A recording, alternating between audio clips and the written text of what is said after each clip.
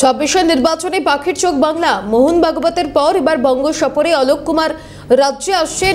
বিশ্ব হিন্দু পরিষদের কার্যকরী সভাপতি। 3 দিনের রাজ্য সফরে কার্যকরী সভাপতি অলোক কুমার কলকাতায় থাকবেন একদিন, বাকি 2 দিন বীরভূম সফরে।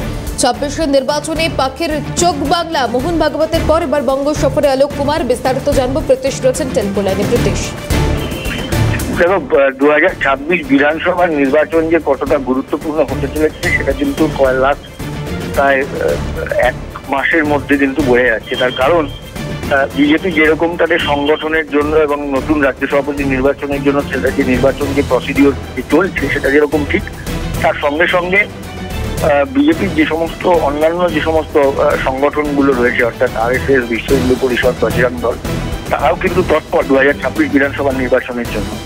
এবং সেই তৎপরতা দেখিয়ে যদি তুমি দেখো তাহলে করে কিন্তু গত মাসে 11 দিনের জন্য রাজ্য সফর সেরে গেছেন RSS প্রধান মোহন ভাগবত।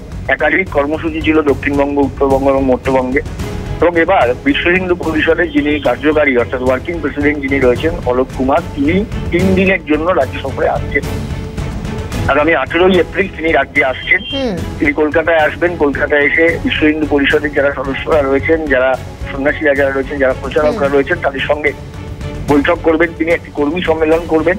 এছাড়াও তিনি বীরভূম যাবেন। বীরভূমে একটি আদিবাসী একটি সাঁওতাল অধ্যুষিত গ্রাম, সেখানে যাবেন। সেখানে গিয়ে তিনি প্রবাস করবেন 2 দিনের জন্য। এবং বীরভূমের এই যে আদিবাসী যে গ্রাম রয়েছে সেখানে প্রবাস করার কারণ হচ্ছে গিয়ে যে সমস্ত বর্ধিষ্ণু এলাকা অর্থাৎ গ্রামীণ যে বর্ধিষ্ণু এলাকা, সেই সমস্ত এলাকায় তাদের সংগঠন এবং হিন্দুত্ববাদী যে সমস্ত এজেন্ডা, অর্থাৎ রাজ্যের বিভিন্ন প্রান্তে যেভাবে আক্রান্ত হচ্ছে হিন্দু সংগঠন এবং তার সঙ্গে সঙ্গে হিন্দু প্রতিষ্ঠান, সেই সমস্ত বিষয়গুলোকেই আরো জোরদার করা প্রচারের মাধ্যম হিসেবে, হাতিয়ার হিসেবে, এবং তার সঙ্গে সঙ্গে সংগঠনকে মজবুত করা।